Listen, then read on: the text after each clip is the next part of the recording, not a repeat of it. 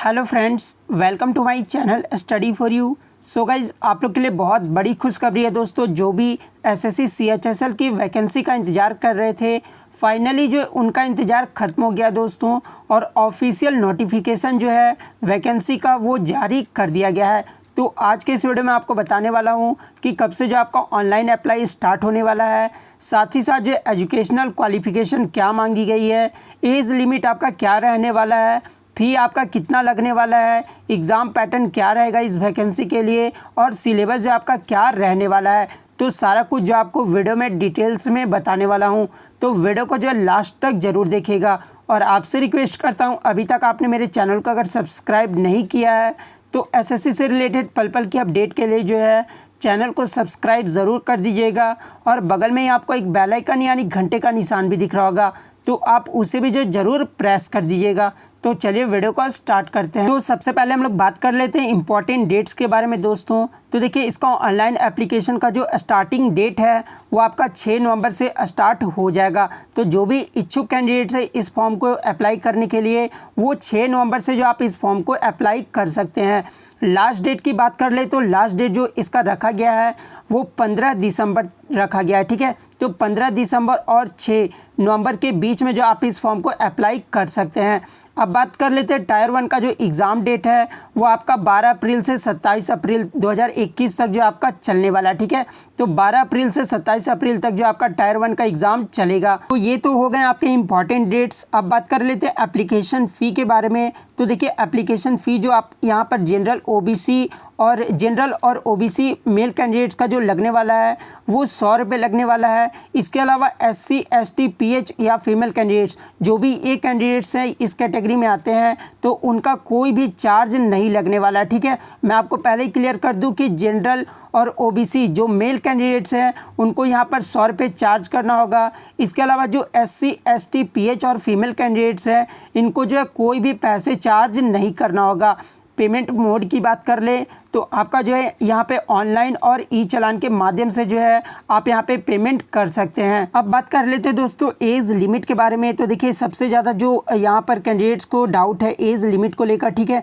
तो मैं आपको क्लियर कर दूँ दोस्तों कि आपका जो एज लिमिट रहने वाला है, मिनिमम आपका 18 वर्ष होने वाला है, और मैक्सिमम जो जनरल कैंडिडेट्स हैं उनका 27 वर्ष होने वाला है। और जो आपका एज का काउंट किया जाएगा वो 1/8/2020 यानी 1 अगस्त 2020 से जो है आपका एज कैलकुलेट किया जाएगा। यानी कैंडिडेट्स बॉर्न नॉट बिफोर 2/8/1993, यहाँ पे 2/8/1993 होना चाहिए, ठीक है।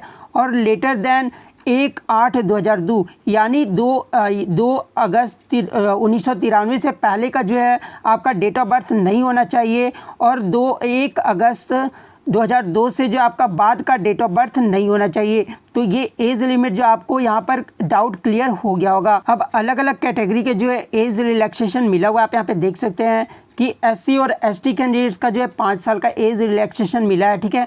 उसके बाद OBC कैंडिडेट्स की बात कर ले तो 3 साल का जो है एज रिलैक्सेशन मिला है। उसके बाद PWD कैंडिडेट्स की बात कर ले तो यहाँ 10 साल की जो है इन्हें एज रिलैक्सेशन दिया गया है। साथ ही साथ जो आप PWD OBC यानी सब कुछ आप देख सकते हैं कि किस कैटेगरी के लिए जो है कितना एज रिलैक्सेशन आपका दिया गया है। अब बात कर ले एजुकेशनल क्वालिफिकेशन की दोस्तों, ठीक है। तो देखिए, यहाँ पर LDC JSA PA SA और DEO पोस्ट के लिए जो एजुकेशनल क्वालिफिकेशन मांगी गई है वो आपका 12th पास मांगा गया है, ठीक है। 12th पास आप कोई भी स्ट्रीम से हो, या तो आप कॉमर्स से हो, या आप आर्ट्स से हो, या फिर आप साइंस से हो, कोई भी स्ट्रीम से अगर आप 12th पास किए हो तो आप इस पोस्ट के लिए जो अप्लाई कर सकते हो। अब बात कर लेते हैं डाटा एंट्री ऑपरेटर A के लिए जो है आपको साइंस 12th में जो है साइंस होना अनिवार्य है, और साइंस के साथ ही जो आपका मैथ होना अनिवार्य है, तभी जो आप इस पोस्ट के लिए अप्लाई कर सकते हैं। कौन से पोस्ट के लिए? डाटा एंट्री ऑपरेटर A के लिए, ठीक है। तो आपको जो एजुकेशनल क्वालिफिकेशन क्लियर हो गया होगा। यानी यहाँ पे क्लियर मेंशन किया गया दोस्तों कि आपका जो ये 3 पोस्ट है LDC JSA PA SA और DU के लिए जो है आपका कोई भी स्ट्रीम से आप 12th पास किए हो तो आप इस फॉर्म को अप्लाई कर सकते हो, ठीक है। इस पोस्ट के लिए अप्लाई कर सकते हो। उसके बाद बात कर ले डाटा एंट्री ऑपरेटर ए के लिए जो है आपका 12th पास होना अनिवार्य है, साथ ही साथ जो आपका 12th में साइंस होना अनिवार्य है और साइंस के साथ जो आपका मैथ होना अनिवार्य है, तभी जो आप इस पोस्ट के लिए अप्लाई कर सकते हो। अब बात कर लेते हैं वैकेंसी डिटेल्स के बारे में दोस्तों। तो देखिए इसमें जो वैकेंसी आपका 4 पोस्ट पर निकाला जाता है, ठीक है। 4 पोस्ट के लिए जो आपका ये वैकेंसी निकाला जाता है। एक तो आपका हो गया लोअर डिवीज़न क्लर्क यानी जूनियर सेक्रेटरी असिस्टेंट के लिए जो ये निकाला जाता है। उसके बाद जो है पोस्टल असिस्टेंट यानी सॉर्टिंग असिस्टेंट के लिए जो ये निकाला जाता है। और उसके बाद एक आपका डाटा एंट्री ऑपरेटर डीईओ के लिए निकाला जाता है। और एक आपका था डाटा एंट्री ऑपरेटर ए के लिए जो कि आपका सीएजी के अंतर्गत आता है, ठीक है। जिसके लिए मैंने आपको बताया था कि एजुकेशनल क्वालिफिकेशन जो है वो आपका 12th में साइंस और मैथ होना अनिवार्य है। ये जो आपका 4 पोस्ट के लिए ये वैकेंसी निकाला जाता है। अब बात कर लेते हैं सिलेक्शन प्रोसेस की दोस्तों। तो देखिए इसमें जो आपका सिलेक्शन किया जाता है वो 3 बेस पर आपका किया जाता है, ठीक है। एक तो आपका होता है टायर 1 एग्ज़ाम, ठीक है, जो कि आपका कंप्यूटर बेस्ड एग्जामिनेशन होता है यानी CBT 1 होता है, ठीक है। CBT टायर 1 जो होता है वो आपका CBT होता है, ठीक है। और टायर 2 जो होता है अगर आप टायर 1 क्वालिफाई कर लेते हो तो आपका टायर 2 होता है, ठीक है, जो कि आपका डिस्क्रिप्टिव पेपर होता है। अगर आप टायर 2 भी क्वालिफाई कर जाते हो तो फिर जो आपका टायर 3 यानी स्किल टेस्ट या टाइपिंग टेस्ट वो जो आपका जो पोस्ट है उसके अकॉर्डिंग जो आपका टायर 3 लिया जाता है। अगर आप डीईओ के लिए भरे हो, डीईओ ए के लिए भरे हो तो आपका जो स्किल टेस्ट होने वाला है, ठीक है। और आपका जो LDC जैसे पीओ के लिए जो भरे हो फॉर्म तो उसके लिए जो आपका टाइपिंग टेस्ट यहाँ पर होने वाला है वो मैं आगे जाके भी आपको क्लियर कर दूंगा। अब बात कर लेते हैं दोस्तों टायर 1 जो कि आपका कंप्यूटर बेस्ड एग्जामिनेशन होगा, ठीक है, जिसमें जो आपके 4 सब्जेक्ट से जो है प्रश्न पूछे जाएंगे। 4 सब्जेक्ट कौन कौन से हैं? तो पहला तो आपका इंग्लिश से जो आपका यहाँ पे प्रश्न पूछा जाएगा, जहाँ पे नंबर ऑफ क्वेश्चन आपके 25 रहने वाले हैं, जहाँ पे एक क्वेश्चन के लिए आपको 2 मार्क्स दिया जाएगा, ठीक है। तो इंग्लिश में आपके 25 मार्क्स पूछे जाएंगे, ठीक है। जनरल इंटेलिजेंस जिसको आप रीजनिंग बोलते हैं उससे आपके 25 प्रश्न पूछे जाएंगे इस एग्ज़ाम में टायर 1 में, ठीक है। जहाँ पे आपको मैंने पहले ही क्लियर कर दिया कि एक क्वेश्चन के लिए जो आपको 2 मार्क्स दिए जाएंगे। उसके बाद क्वांटिटेटिव एप्टीट्यूड जिसको आप मैथ बोलते हैं उससे जो है आपके 25 प्रश्न पूछे जाएंगे। उसके बाद जो है जनरल अवेयरनेस जिसको आप GS बोलते हैं, ठीक है, तो उससे भी जो आपके 25 प्रश्न पूछे जाएंगे यानी टोटल जो आपके 100 प्रश्न पूछे जाएंगे। और नंबर की बात कर ले तो यहाँ से 200 नंबर का आपका एग्ज़ाम होने वाला है। और टाइम ड्यूरेशन की बात कर ले दोस्तों तो ये जो आपका 60 मिनट का जो आपका यानी 1 घंटे का जो आपका ये एग्ज़ाम टायर 1 का होने वाला है, ठीक है। तो ये आपको क्लियर हो गया होगा। अब बात कर लेते हैं टायर 1 जो आपका एग्ज़ाम होगा वो आपका ऑब्जेक्टिव टाइप होगा यानी मल्टीपल चॉइस क्वेश्चन का जो आपका टायर 1 एग्ज़ाम होने वाला है, ठीक है। और जो आपका क्वेश्चन होगा वो आपका इंग्लिश और हिंदी दोनों लैंग्वेज में आपका क्वेश्चन जो है रहने वाला है। क्योंकि बहुत सारे बच्चों का मन में ये डाउट रहता है कि सर क्या इंग्लिश में क्वेश्चन आएंगे, तो मैं आपको पहले ही क्लियर कर दूं कि आपके इंग्लिश और हिंदी दोनों लैंग्वेज में जो आपके क्वेश्चन रहने वाले हैं। और आपको ये भी क्लियर कर दूं कि इस एग्ज़ाम में जो आपका निगेटिव मार्किंग भी रहने वाला है, ठीक है। निगेटिव मार्किंग आपका कितना रहेगा? 0.5 आपका जो है निगेटिव मार्किंग रहने वाला है। अब बात कर लेते हैं टायर 2 के बारे में दोस्तों। तो टायर 2 मैंने आपको पहले भी बताया कि डिस्क्रिप्टिव पेपर होगा, ठीक है। टायर 2 में जो आपका होगा वो आपका 100 मार्क्स का होगा जो कि पेन एंड पेपर यानी ऑफलाइन मोड होगा, ठीक है।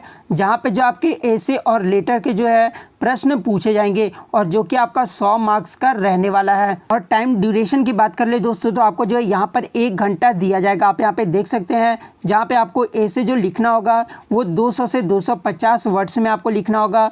और लेटर यानी एप्लीकेशन लेटर जो आपको लिखना होगा वो अप्रॉक्सीमेटली आपको 150 से 200 वर्ड्स में जो है आपको लेटर लिखना होगा। तो ये टायर 2 भी आपको जो है क्लियर हो गया होगा। और इसमें जो आपका क्वालिफाइंग मार्क्स जो रखा गया है वो सभी कैटेगरी के लिए जो है 33% रखा गया। आप यहाँ पे देख सकते हैं the minimum qualifying marks tyre 2 would be 33%, ठीक है। तो टायर 2 में जो आपको 33% लाना अनिवार्य है।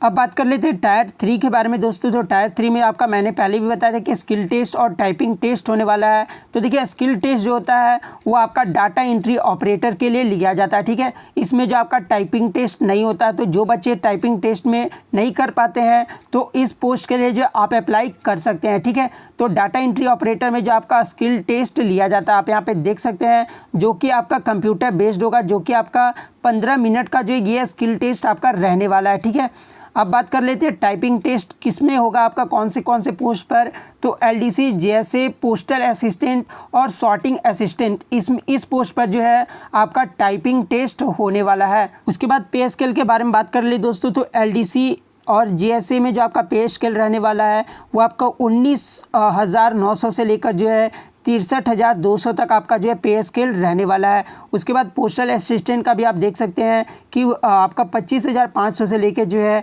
81,000 तक जो आपका पे स्केल रहने वाला है, यानी ज्वाइनिंग के बाद जो आपका इतना मिलने वाला है। उसके बाद बात कर ले डाटा एंट्री ऑपरेटर की, डीओ की, तो डीओ में जो आपका पे स्केल रहने वाला वो 25,500 से लेके 81,100 तक आपका रहने वाला है। उसके बाद आप देख सकते हैं data entry operator grade A के लिए जो आपका रहने वाला है वो भी आपका ये सेम रहने वाला है।